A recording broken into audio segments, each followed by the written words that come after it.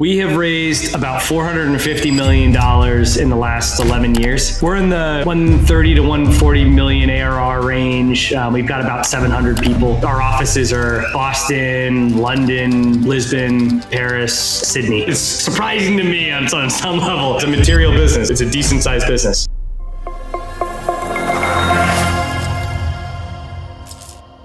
In this episode, I'm talking to Rob Gonzalez, co-founder and CMO of Salsify, a product experience management software that does over $100 million in revenue per year. Essentially, they help big brands like L'Oreal, Coca-Cola, and Bosch win on online shelves like Instacart and Amazon. We're going to be talking about, number one, the company's business model, number two, the top 4 to 5 marketing channels and how much money they spend in each of these buckets, and number three, how to prevent shiny object syndrome in marketing. We'll also try to figure out things like how much money they raised and what valuation, LTV of a customer, and how much money Rob makes as the co-founder. And every single time he can't answer a question, we both have to take a shot of hot sauce. Wish me luck, Martians. Hope you enjoy this one. Hello, Martians. Welcome back to another episode of Marketing on Mars. Today, we got a super special guest, Rob Gonzalez. He is the founder and CMO of a company called Salsify. And no, I don't think Salsify sells any type of hot sauce. They're actually a software company. And what they actually do is they take traditional branded companies, manufacturers like Mars, L'Oreal, kind of big companies, and they help them win on the digital shelf. So you can imagine, not the traditional shelf where you walk into stores, but stores like Amazon or Instacart, things like that. Salsify is a software company that helps big companies win on these digital shelves. So, Rob, thank you so much for joining on the show. Excited to dive into your company and everything that you do. Yeah, thanks so much for having me. And I am sorry that we're not manufacturing the hot sauce that we can drink here today. When we raised our Series B, somebody tweeted, "Oh man, how terrible! A company called Salsify that doesn't sell salsa." Ick. One of my favorite tweets in the company history. Oh my goodness! So obviously today we are going to be dabbling in some hot sauce. Are you a hot sauce lover? I am. I love hot sauce, but I can't say that I've ever taken a shot of hot sauce. How did the name Salsify come about? Obviously, you are the founding member. Like, how did that name come up? What was the inspiration behind that? So the idea originally was, if you think about e-commerce, there's lots of different e-commerce sites where you might transact. The Instacart, Amazon, Kroger.com, Walmart.com, Target.com. And if you're a company like Coca-Cola, you sell on all of them. And we had this metaphor of a dandelion where if you take a dandelion, when you're a kid and you find a dandelion, you blow on it and the seeds go everywhere and it's everywhere. Fun and beautiful and awesome. And we thought product experiences should be like that. If you're Coca-Cola, your experience of a Coca-Cola product on Amazon or on Instacart should be awesome. It should be inspiring. It should be branded. It should be like those amazing Coca-Cola commercials you remember as a kid growing up. And so that was the genesis of it. But, dandelion.com is long. It was taken. We weren't sure that anyone would be able to spell it. And so my co-founder and CEO, Jason, he's just one night, he's just up down a Wikipedia rat hole. He's looking at synonyms, looking at things related to the dandelion. And it turns out that the Salsify plant is a cousin of the dandelion. And sometimes fancy restaurants will sell the root. It looks kind of like between a carrot and a parsnip.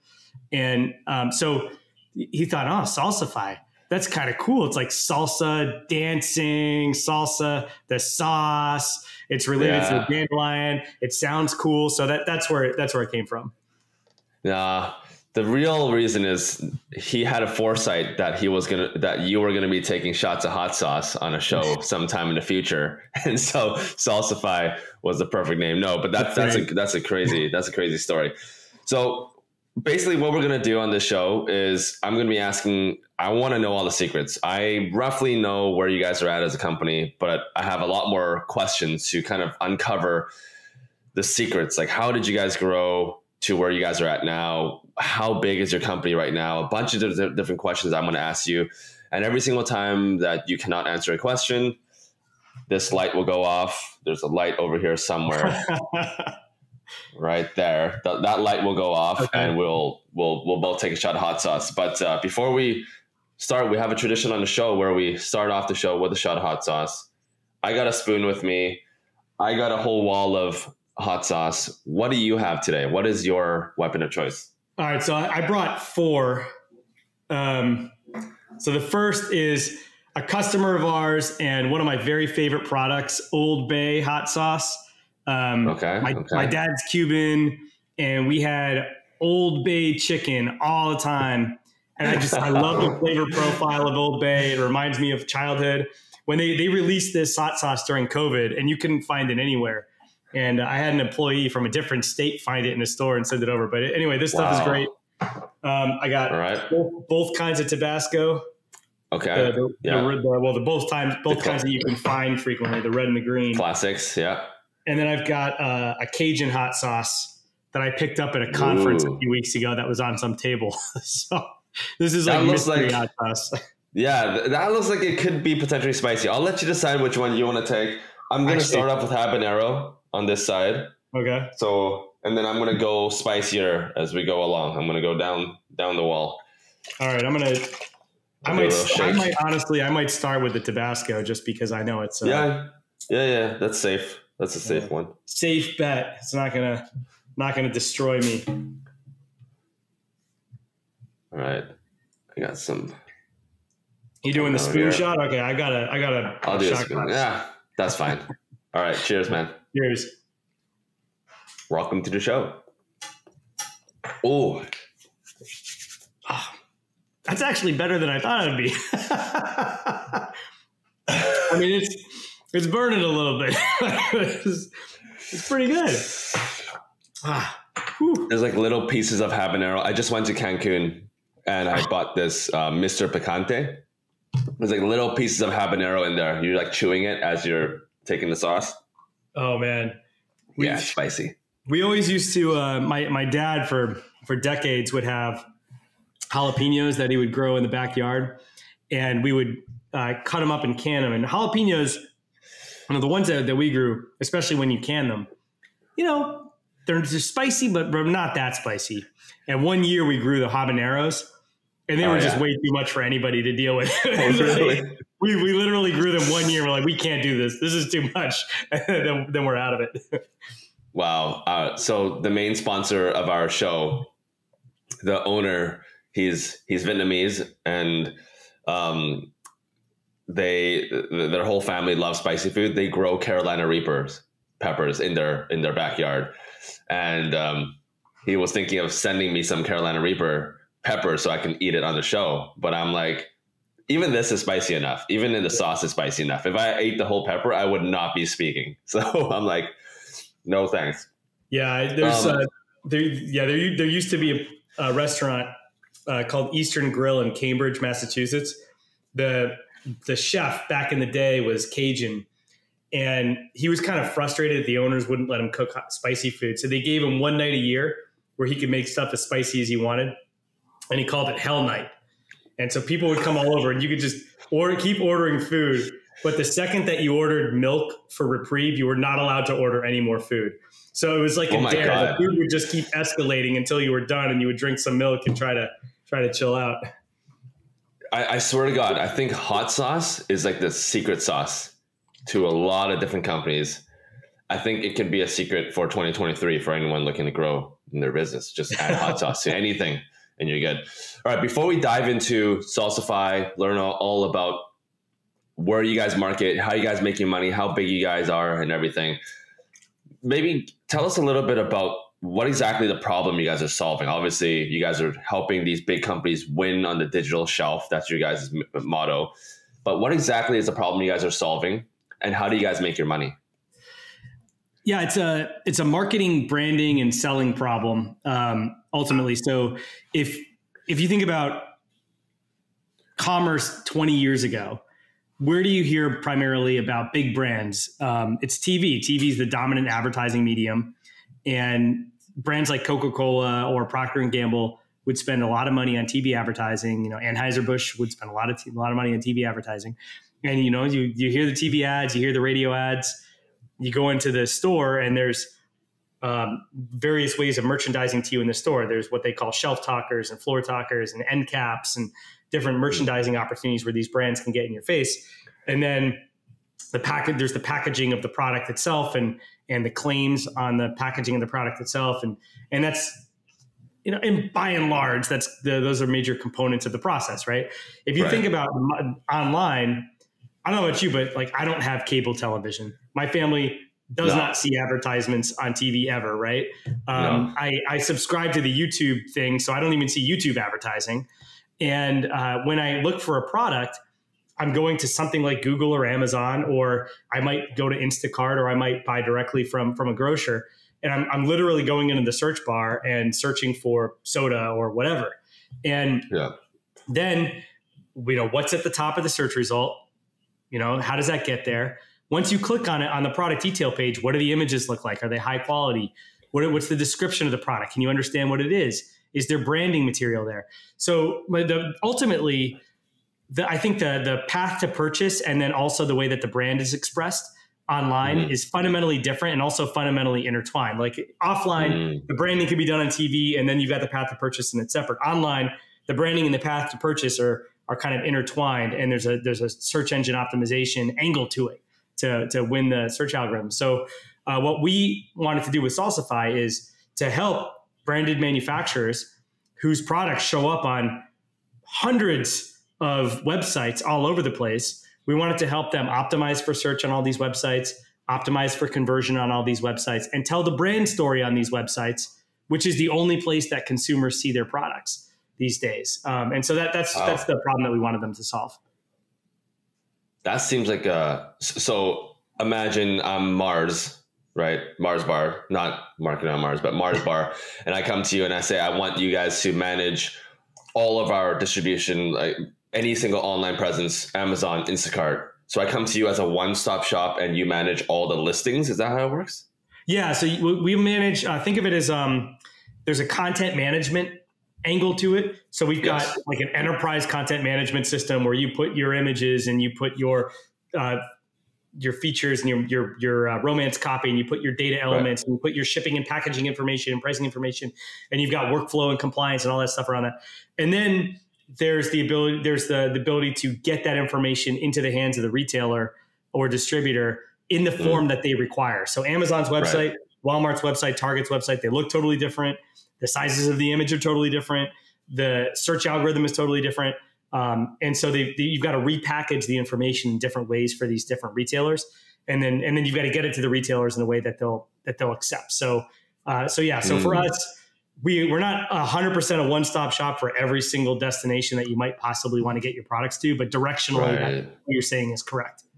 Okay. So it's like a mix of managed services and also self-serve. So it's primarily software. Yeah. It's primarily technology. Primarily software. Got it. So give us a sense of how large you guys are right now. I mean, I've done a little bit of research. I've kind of know where you guys are at right now, but like, have you guys raised any money or is it fully bootstrapped? We have raised about $450 million in the last almost 11 years. We're through Series F. We're in the 130 to 140 million ARR range. We've got about 700 people. Our offices are Boston, London, Lisbon, Paris, Sydney. Wow. So at this point, it's surprising to me on some level. It's a material business. It's a decent sized business. Yeah. Which is why I'm so excited to dive into this, because you have been at Salsify since day one. Like you were there from the birth of Salsify all the way up until now, where you guys have raised $450 million, which is crazy, Series F, and $130 million in ARR. So we're going to be able to hear everything, the whole story from the beginning, the whole tale of the tape from the beginning until now. Talk to us about maybe the early days. Like early days, you guys are B2E, like enterprise software. talk to us about the first 5 or 10, even the first 5 clients. How did you guys get them in the beginning? And is that very different from what it is now? Well, the first one, I'd say no, it's not very different. It's really interesting. One of the lessons I've gotten through this whole journey. So the very first client was a company called Firelands in the UK. There's a guy named Sibo Dapper, and he's still a customer. And wow, there's a type of software that we provide. It's not all we provide, but it's called product information management. And there was a classic set of product information management systems. This is back in 2012 when we founded, and when Sibo founded us was early 2013. A classic PIM system is heavy enterprise software. So think Informatica back in the day, or SAP had a solution called Hybris, right. and Oracle had a solution, stuff like that. And there wasn't a PIM in the cloud at that time anywhere. And we were the first real PIM in the cloud. And so we had this product that you could see early demo videos of in early 2013. So Sibo found us by searching for cloud PIM or PIM in the cloud or something like that on Google. Our website comes up. He checks it out. He sends an email. He wants to buy us. And I literally didn't know how to sell him the software. He's in the UK. I don't know what we're charging for this thing. We hadn't planned on launching. He wanted to buy your company, like just buy the whole software. Just wanted to use the software. Okay, use the software. Yeah. Okay. Just wanted to use the software. Yeah. So I called, we talked on the phone a few times, and I said, look, I honestly don't even know what to charge you. So he charges. So he says, okay, how about, I don't know, $99. And I said, that sounds good. How do you want to pay? Credit card. Okay. I'll figure out how to charge the credit card somehow. So he gives me the credit card. I write it down on a piece of paper. I open up a Stripe account. So that was the first one. Another one of the first 4 or 5 was 3M. And at that time, what I was doing great company, man. And 3M is awesome. Their products are incredible. And so what I wanted to do was have a lot of conversations with manufacturers to learn about their businesses and try to figure out early product market fit for us, what's something that we could sell them repeatably. And so I was going on LinkedIn and sending direct messages to anybody related to e-commerce at any manufacturer I could find, saying, hey, I'm a founder of a company. I want to help brands win on the digital shelf. We're really early. I'm not trying to sell you anything, but if you're willing to give me an hour of your time just so I can learn about your business, I will fly and meet you anywhere you are. And so I was on the road constantly. And so I met this guy, David Lee, at 3M, and he was part of an innovation team run by a guy named Raj in the headquarters. And they were doing a bunch of global digital experiments. And so we got a deal to be part of some of the direct to consumer experiments that they were running. And then a lot of the other sales looked like that. I mean, so much of the early sales for us, there weren't that many people searching for the problem like Sibo did. There weren't that many people searching for the problem that we solved. It was mostly just grinding with cold calling, with cold emailing, with cold LinkedIn, trying to get people to have a conversation. And then honestly, to this day, a good percentage of our business starts with a grinding, cold emailing, cold calling conversation. That's even to this day, that's a big part of what we do. So that's how we got the first set of them. It's just the grind for the most part. Yeah. And the world hasn't changed that much. I mean, software has changed in the last 10 years, but especially with the B2E, when you get to large companies, the pathway to getting these deals is you got to get the door open. You got to find a way to open the door, whether it's through an email or whether it's through a LinkedIn DM, right? Or you're using Sales Navigator on LinkedIn, or I don't know, like a social media DM or whatever it is, whatever channel you want to use. Maybe the channels has changed a little bit, which I'm sure we'll dive into a little bit. But yeah, it makes a lot of sense, especially with these big enterprise companies. I'll say one thing about what's changed in terms of the outbound motion. When we were getting started, there was a book written by one of the early Salesforce leaders called Predictable Revenue, which probably a good percentage of the people, if you're old enough, have read on this podcast. Read it, yeah. And in the predictable revenue days, and even in early Salsify, you could get away with some pretty horrible emails. Like, hey, we're an e-commerce company. You're trying to grow e-commerce. Can I have 15 minutes of your time? Like, you could send that email and it would work sometimes, amazingly somehow. So we sent some god awful emails back in the day, and like somehow it worked. And over the last 10 years, it's just been so much harder to get somebody's attention. And so when we do an outbound cadence right now, we have to add a lot of value in the outbound messaging. Usually a lot of the messaging, we're inviting them to webinars. We're not trying to get a meeting with us. We're sending them reports. We're sending them competitive reports on their own products. We're doing all this work to be interesting and useful in the outbound. And you didn't need to do that 10 years ago. Well, I gave a talk to a bunch of CMOs recently on this subject. And if you look at like BDR teams, the cold callers, they always were in sales. And you're seeing them more and more in marketing, and you're seeing them more and more in marketing. And for us, they're in marketing because these outbound communications look a lot more like personalized nurture campaigns than they do like smiling and dialing. And so it's that. So in broad strokes, even though it's still outbounding, the tactics within it and how you approach it, that's evolved quite a bit in the last 10 years. Yeah, you almost can't approach sales as sales. You got to approach them as conversations, and you're genuinely interested in the other person, which means you got to do a little bit more research, which is very different from the traditional way of sales and just like smiling and dialing and just getting through the numbers. The numbers don't work anymore. It's about quality, and you got to actually personalize things and really care about the other person on the other side, especially when it comes to B2B or B2E. Yep. So it makes a lot of sense. So talk to us about a little bit about the different channels then, now that we're talking about it. Obviously, the ABM motions, it seems like there's a lot of ABM, but how do you guys get all of your new clients and your new business nowadays? What are your main channels? So we're at a scale where our business is very land expand, and most of our bookings growth comes from upsell. So that's very different. The upsell motion is very different, and it's great account management, great customer success management, joint business planning, good partner relationships with systems integrators that are in those same accounts, good partner relationships with other software companies that are in those accounts. It's all that stuff, right? So, I mean, that's the upsell motion. For the new logo motion, there's a combination of ways that we get business. Increasingly, we're getting some from partners.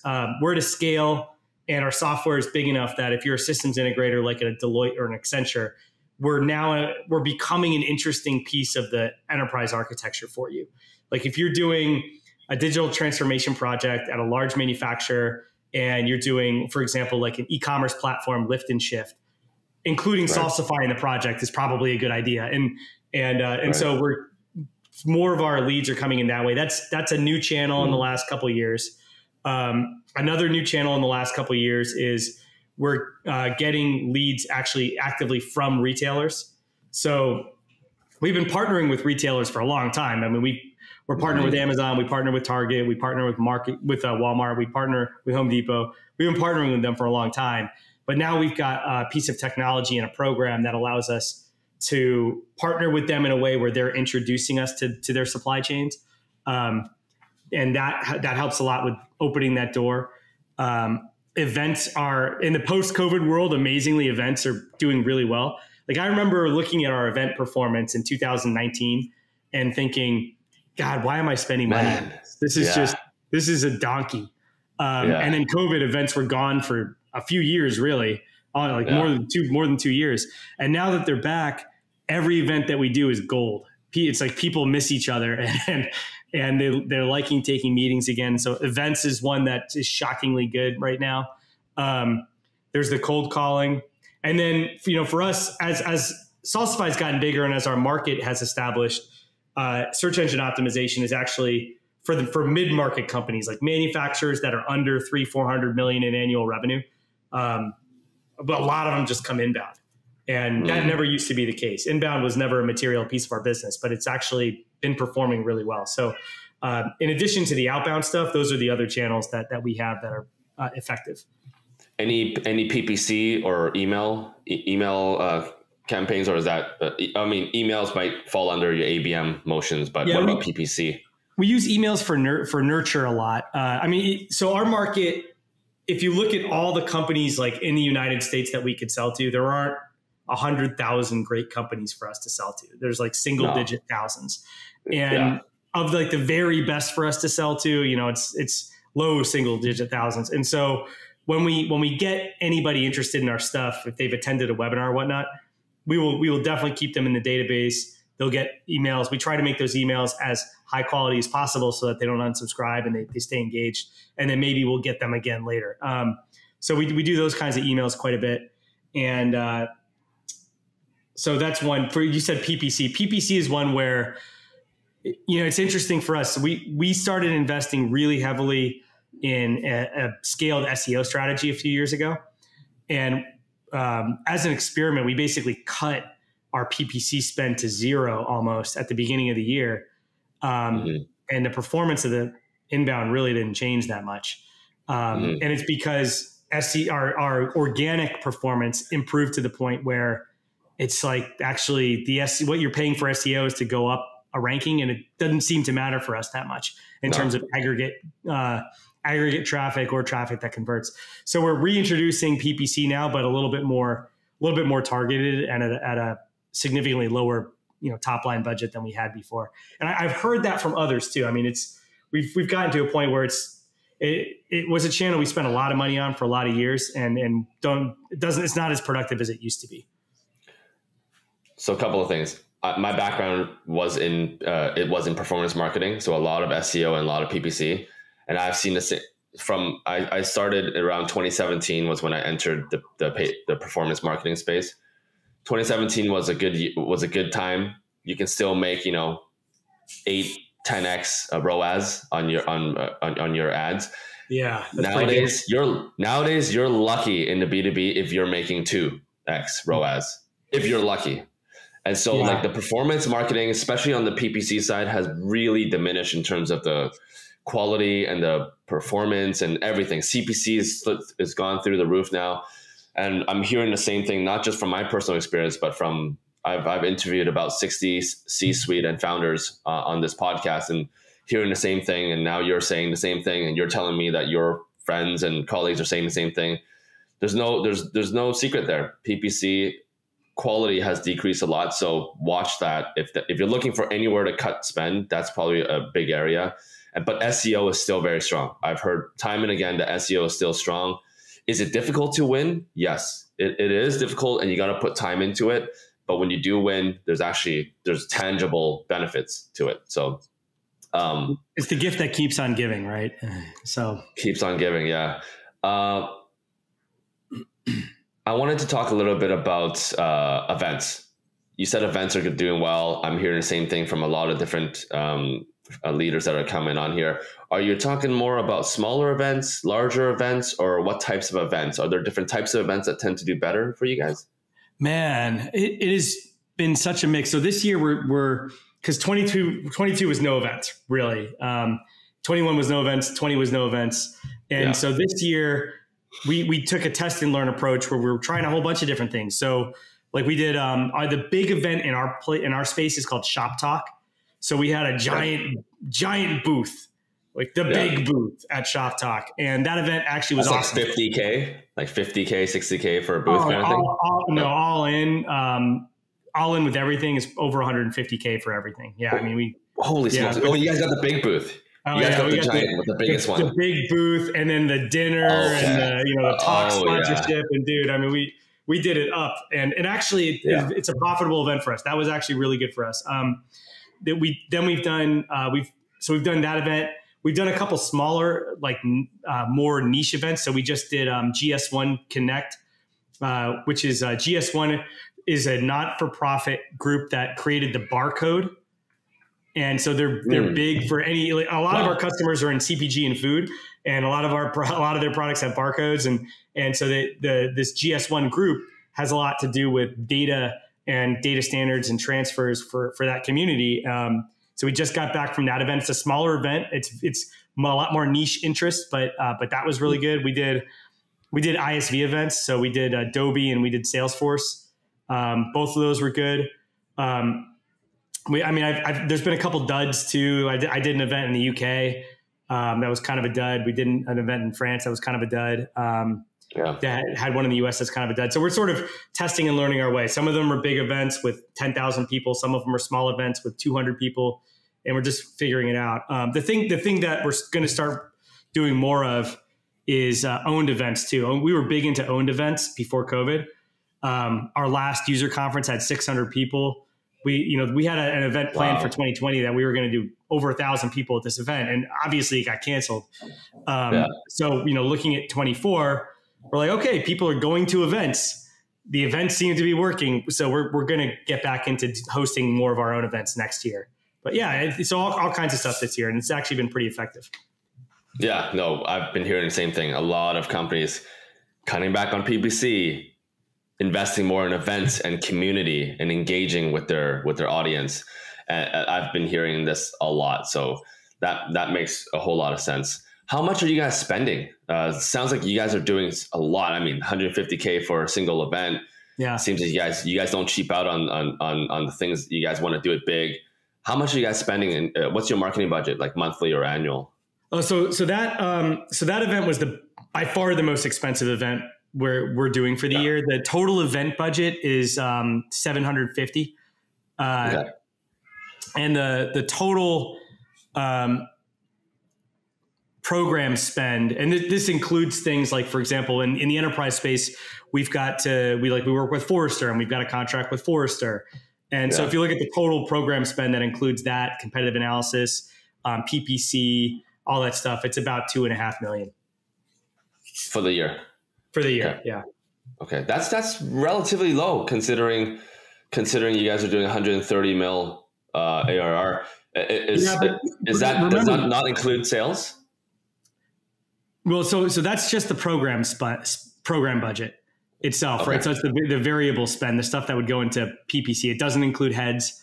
Okay. And for us, remember, we do a lot of cold calling. And the cold calling lives in marketing.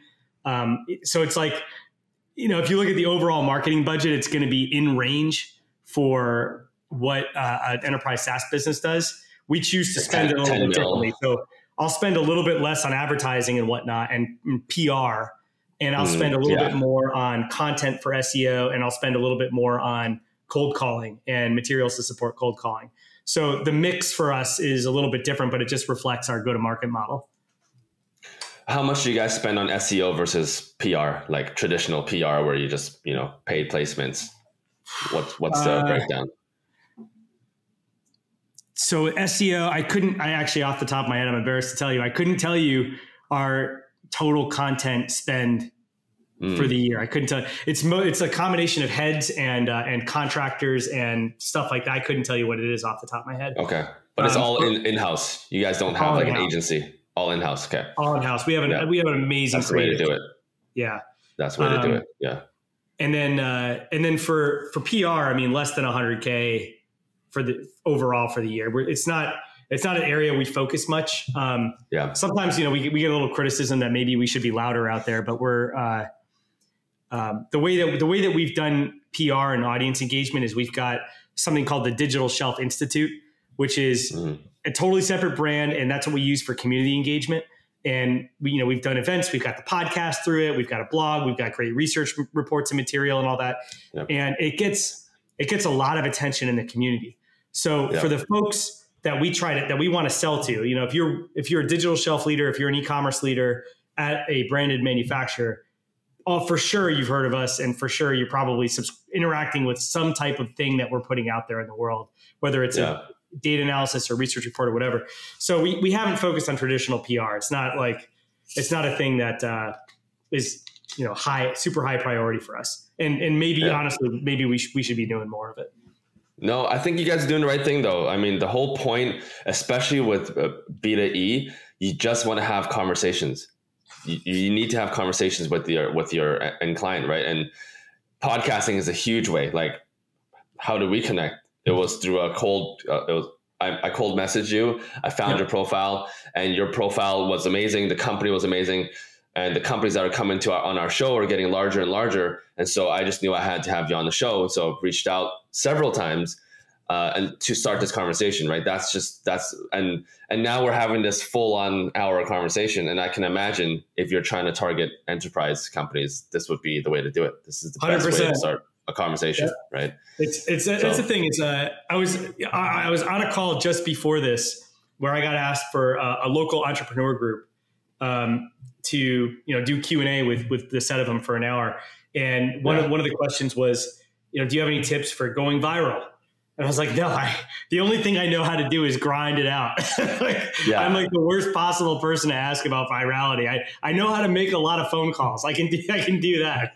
So anyway, that's the way to do it. It's the way to do it. Slow and steady wins the race always, right? Mm-hmm.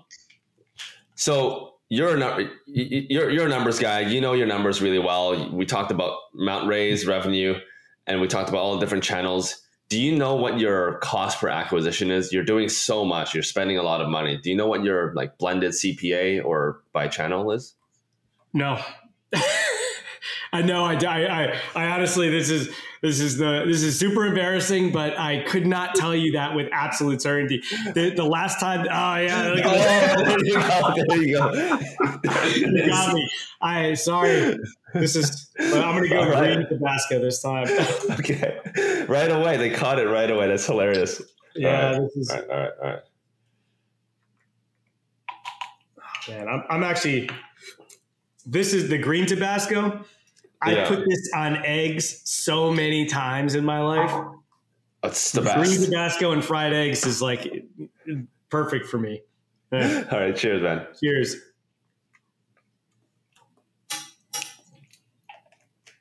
Ooh. Oh my God. How's that? That was so good. Sour. It sort of, it had a late burn to it.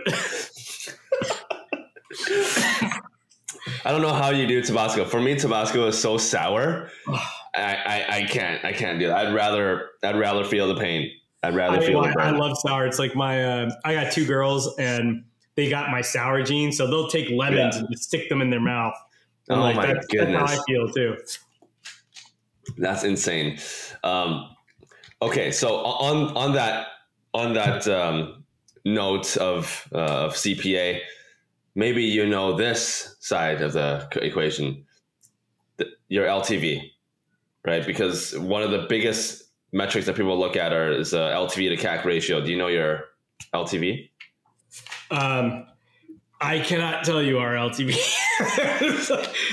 But you know it.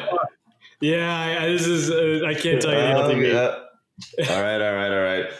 Yeah. Are we doing it back to back here? Hold on. We don't see the light is not on. I think they're letting this pass as the last one. Okay. I don't know. I'm watching it. Nothing is happening. So I think we're good. I dodged that one. But you got some customers that are 10 years that have been around for 10 years. Your LTV must be. Well, here's the thing about LTV. And I know the finance team has sort of a derived LTV and an LTV to CAC ratio. And we reported to the board. LTV is really tough in a business like ours where we've landed and expanded for some for companies for a long time, and there's still potentially a lot of headroom for these companies, and the gross retention rate of these companies is crazy. So our gross retention rate on logos is like 94%. Holy smokes! And our biggest customers started at 60K and are now at almost 3 million, and right for a single account, and probably could be double that, and over time. And so I don't know how exactly you calculate LTV there. So there's it's like, or I know the math, I know how you do it, but I'm not sure that it is correct, because if you've got a product strategy and a growth strategy with these accounts that is intentionally growing over time, your actual LTV should be really, really high, like higher than whatever the calculation spits out. So, I don't know. That's kind of how that's why some companies, when they're looking to invest, they don't look at the like, especially for a company like yours, they're not going to look for the lifespan LTV. They're going to look for the last 3 years or 4 years LTV because it's more current. They'll look at net dollar retention rate. They'll look at gross dollar retention rate. They're basically looking because I mean, at this point, if it weren't for how crazy the markets are and the SaaS crash and the e-commerce crash and all that sort of stuff, we're a scale of business where like there are public companies that are same size as us, right? So when we look at the valuations, they're basically considering quality of revenue, and they're not doing LTV to CAC calculations. They are looking at net dollar retention rate. They're looking at you look at some of the recent IPOs the last few years. They're looking at the cohort-based net dollar retention rate. You see those great IPO graphs where the 2017 cohort starts as a small purple bar and then grows and becomes a large purple bar. They're public market investors and late-stage PE investors. They're looking at that type of stuff. Yeah. All right. I'm going to ask, I have 3 more questions. Let's do these rapid fire so we can move on to a new segment. And then I'm just watching our time. We have 10 minutes left. Right. So I'll ask you 3 quick questions. You answer quick, couple sentences or a couple of words. First question, name your largest client that you have, your largest client by revenue or company size. By revenue to us or by revenue that they have? That they have. Oh God. It might be Johnson & Johnson. They've got, I think Johnson & Johnson's a global top 10 revenue company. Yeah. It might be J&J. Okay. Yeah. Okay. Number 2, name 1 or 2 competitors that you're inspired by. 1 or 2 competitors that I'm inspired by. Well, so I guess like one is our biggest competitor in syndication in the US is a company called Syndigo, and they do a good job getting retailers to do lead generation for them. And they're very effective at that, at weaponizing their retail relationships. And that I find that really interesting. Another one, and this is not like inspiration that I take, inspiration from, but I'm just impressed how they've done it.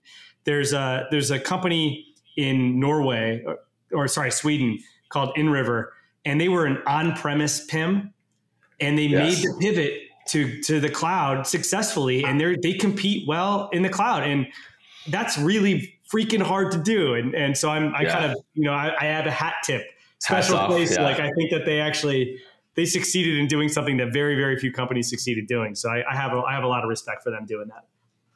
All right. Last question. How much do you make as a CMO? All right, I'm not going to answer that one.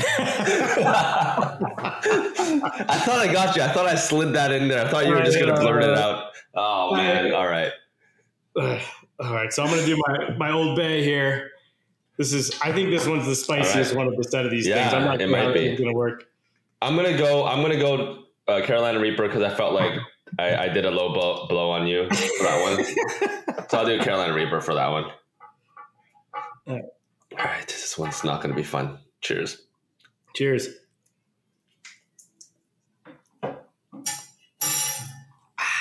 Actually, that was just delicious. It wasn't even Old Bay. I will tell you, that stuff is money. So, man. In terms of salary, though, what we do, I'll give you the philosophy. Okay, cool. Which is we basically mark to market. So we've got a bunch of services that our people experience team uses to figure out the bands. So you're looking like CMOs for software companies that are in the 100 to 200 million revenue range. They have access to data that has that, and then we'll do like 75th percentile ish. And so that like my salary isn't the way that we do it. That's for the entire company. So my salary isn't a salary that I negotiate. I mean, as a founder, it's a little different anyway, but it's not like I'm going to Jason saying I should be paid more. I'm super valuable. It's more like my salary just comes out of a math equation. And so from that perspective, it's super fair, right? So let's talk about that. Let's talk like in your industry or like, companies within your size, how much would an average CMO be paid? The range is actually huge. It's crazy. So like you can find examples of, it's also kind of tough because the difference between like 100 million revenue company and a 200 million revenue company is significant. So you're looking at large ranges, but you do see CMOs that can make, 700K all in with everything. And you also see CMOs that make 200K.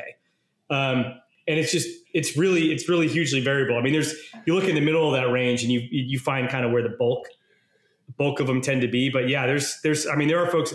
We were hiring a head of product a few years ago, and I remember, one person that was a late stage candidate got a job for like $1 million a year. And we're like, what is happening here? This is so much more than we're paying. And so anyway, the salary ranges it's a wide range. Anyway, what were you going to say? I was just going to say, like, if I'm doing the math, 200 to 700K, and you guys are generous in the 75th percentile, I'm guessing you're probably getting paid like 500K. Blink once. No comment on your math. Blink once. Also depends on the year, right? You're a senior executive. The variable matters. Are you hitting your numbers? You're not hitting your numbers, Variable matters. All right, we're moving over to a new segment. You have a hard stop at 2, right? I can go a couple minutes over if you need, but yeah, let's go to a new segment. Okay, this is a new segment that we just started. I don't know how this is going to go with you because I feel like you're pretty good at this stuff. I'm going to tell you 3 jokes that are related to marketing. If you laugh, you take a shot of hot sauce. And if you don't laugh, I'll take a shot of hot sauce. All right? 3 jokes. Man. Let's go. All right. How do you stop a bull from charging? You cancel its credit card. All right. Second one. I think that's the negative for me. I think you're hot saucing it, my friend. Oh man. Okay. All right. We'll keep going. But there's 2 more. Where did the serial killer hide his dead bodies? On page 2 of Google search results. I like that one. That's good. Oh, okay. I like that one. All right. Last one. Last year, I tried a monkey breeding business. I don't know if I told you, but it failed because I was only using male chimps.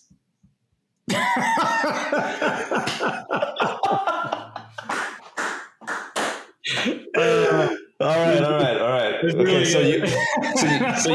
so you didn't laugh for 1, but you laughed for 2. So we'll both do one. We'll both do one. The male chimps one is pretty good, man. It's like oh man, I poured way too much. Holy smokes! I'm going mystery hot sauce here. This is what kind of pepper is even in this damn thing? Aged pepper mash. So I guess mystery pepper. It looks really red, so potentially it could be spicy. Yep. All right. Cheers. Good.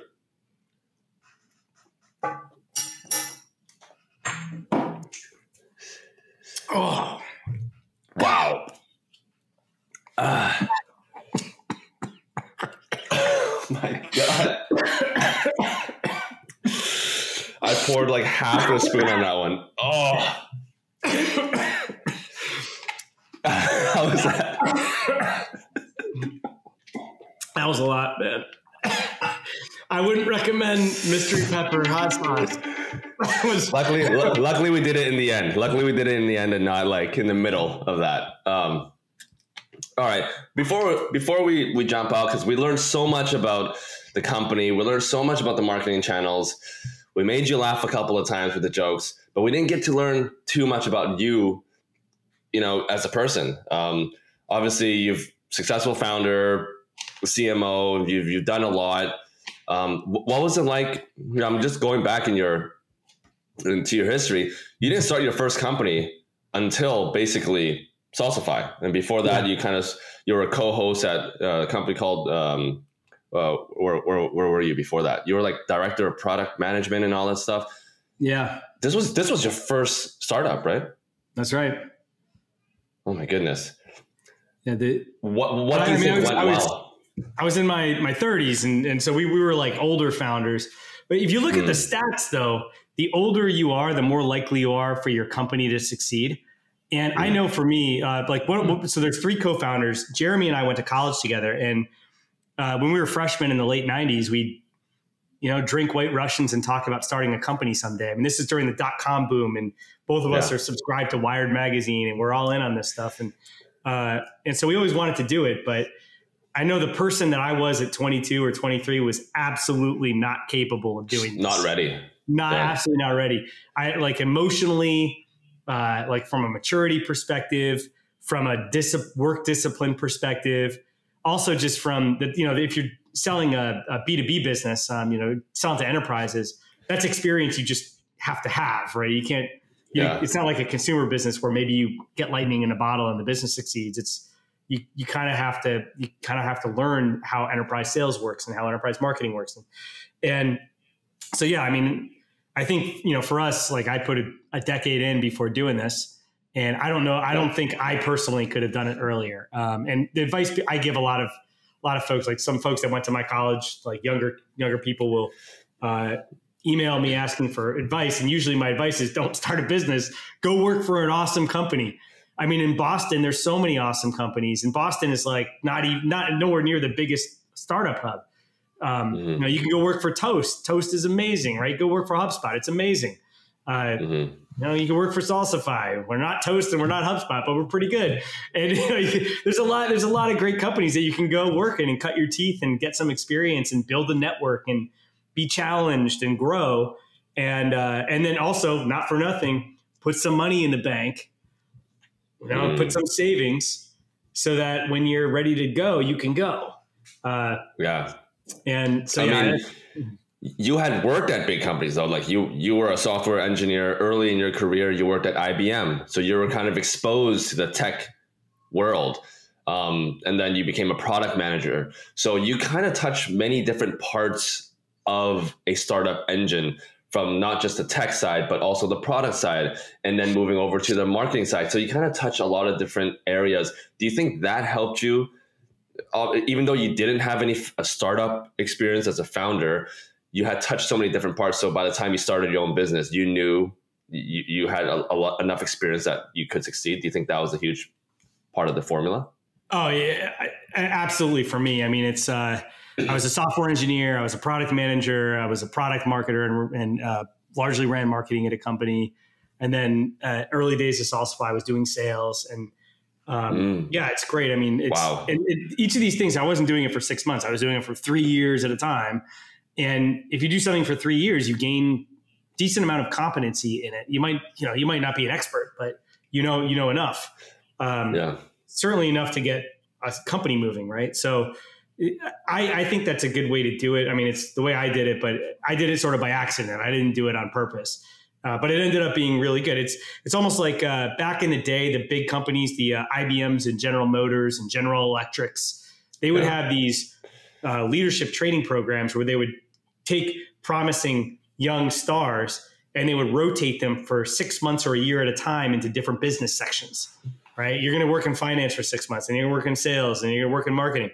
And the purpose was to get them to have some familiarity of how each of these functions operated, so that when they then became a director somewhere, they knew how the functions operated. They knew what was important to the various leaders of those functions. They knew what the limitations were, and it just made them better at these businesses. They don't do this so much anymore, but companies for a long time did this because you'd work for that company for the next 20 or 30 years, and you'd be way more valuable if you had exposure to those different areas. So as a individual now, you can do that.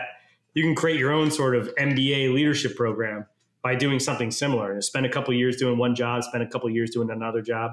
Some of the most effective leaders at Salsify are people who did multiple different jobs.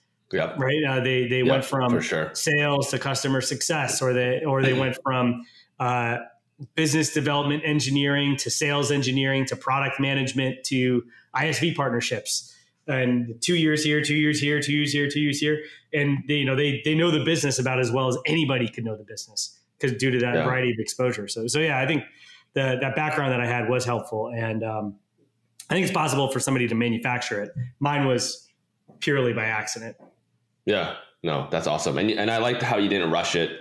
You weren't like, oh, my friends are 26 and they started a company, so I'm going to quickly start it. You waited until the right time came about, and now look where we are now. You guys are $130 million, 600 or 800 employees now, right? 700. Yeah, 700 employees. Like crazy. You've done an amazing job so far.